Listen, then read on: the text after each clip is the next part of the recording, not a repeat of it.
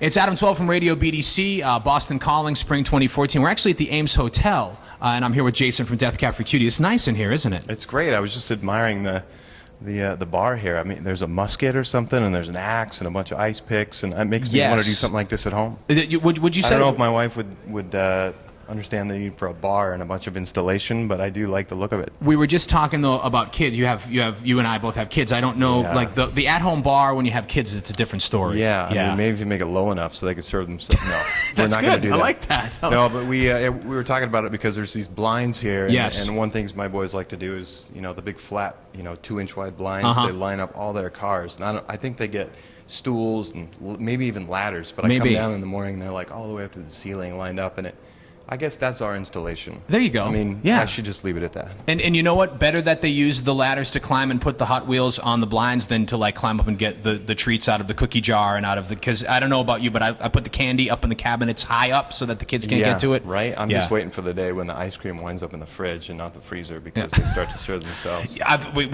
We've had that. We had really? What was it? The honey was in the refrigerator, and I'm like, that's not where the honey goes. Someone's been. I think it's important to teach them while they're young to, take care of themselves. So self-sufficient. I always had to. Yeah, but your son isn't Winnie the Pooh. Apparently mine is, stealing honey out of the honey jar. Really? So I don't know. Well, as long as you got a buddy like Tigger. There you go. Then you're good. Yeah, exactly. So I guess we should probably talk a little bit about music. Yeah. Although really, it's funny. Before we were chatting, Nick was yonder doing some. He was cutting some liners and having some fun. I noticed back in February when the Seahawks won the Super Bowl, Nick was a little creative. He's a big Seahawks fan. Very, very creative. Tell everybody all Seahawks fans. Yes, you're all Seattle sports fans. Seattle hasn't had a championship in I don't know how long. Yeah. I mean, first thing that comes to mind, and I could be wrong here, but like Sonics in 1976 maybe. Okay, yeah. Like a big championship. And Nick was at home with some idle hands in between albums, and Marshawn Lynch, he's a hero in our city. Absolutely he is, yeah. Skittles are his favorite snack, and Nick is an artist on the side. He's an artist all around. But I just saw a picture one day of the wonderful Marshawn Lynch Skittle portrait, and all of a sudden it seemed to go viral. And for a while, I think I'm not sure if they took it in Seahawks had a big parade, like 700,000 people going through downtown Seattle, and I'm not sure if they carried that or it was pitched to them. Didn't quite work out, but anyway, it's pretty special to us. We considered it an album cover. For what's you would have had to with the rights though. You probably would have to talk to the NFL and all that kind of nonsense. I was amazed. I was like, he did not do that. He did though. He did not do that, but he did. And he the totally scary thing is it's really, really good. It's not like some thrown together. Hey, I just got drunk one night and had some Skittles and did like a portrait. Like it's really, really good. And there was even like a kind of like a sunburst behind him because if you've got all those colors to play with, you can kind of use the full palette, and his number on there as well. He didn't get paid by anyone. No, Skittles, not Seahawks. Just on his own accord. Just on his own. So that's how some members of Death Cab for Cutie have been spending their downtime. How have you spent your downtime lately? I saw that you were out on the road with somebody doing a little bit of drumming on the side. I did some Tegan and Sarah work, which I think they're here tomorrow. That's correct. Right? Yeah, at Boston Calling. That was fun. I've been on a few of their records. And I finished a Death Cab album cycle in August of 2012 and started talking to Sarah Quinn and I said, I got some time, and there you totally go. signed on. So 10 days later, I was out with them doing rehearsals for Heartthrob and wound up on the road for 3 months straight.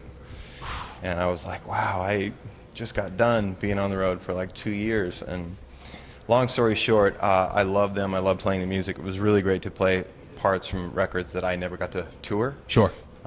Great group of people. Known them for a long time. Great band. But they needed someone that was willing to put in more time than I was willing to offer at the time. So I could have done it a little bit longer, but I mean, they are working so hard right now. I think they were gone 280 days out of 2013. That's a lot. And for a guy with a family at home who just got off the road for 2 years, knowing that I was going to be working on another record, in 6 months or so, that was just sort of a that was an answer for me. Like, yep, got to stay home. The kids are already climbing the walls, putting the Yeah. the Hot Wheels on the blinds because Dad's out of town for so long. I So got to be there to you gotta be take there. care of the ladder and spot them every now and then. But anyway, Exactly. I always check in with them and see where they're at, and I'm looking forward to the days that we do bump into each other on the road. We stay in touch all the time. Now, obviously, there's talk about you guys getting together, working on new material for Death Cab. I'd heard that you'd worked on some stuff, and that's been kind of put to the side, and you're starting fresh. Is that true? Or did I miss that? No, or- it's been ongoing. Okay. We've been recording bits and pieces since June or July of last year, and then we break and do some other things, come back, and we reconvene in the fall 2013, and we've been at it again since maybe March Okay. of this year, and I would say we're maybe a little more than halfway through. Nice. Hopefully. So, and after this short run we're doing, we're going to go right back in and not do anything else until we're done. So. It's got to be nice to have this, as you say, this short run. I mean, you're playing Boston Calling, and you've got a couple other festival dates here and there. I think you're doing Fun down in Austin. It's got to be nice to kind of have that to interrupt it a little bit, instead of just kind It of, is. okay, we're going to write for a while, then we're going to go take a break, then we're going to come back together. We're going to write for a while, then we're all going to go together and make some music live together, which We is haven't nice. done that since making Transatlanticism. There was Wow. a South by Southwest run, like in the middle of working on that record, and other than that, it's been like you tour, stop, record till you're done, and then kind of pick up and start playing shows again. But it's been really fun to get out and know that you're not staring down the barrel of a 4 or 6 month tour or run,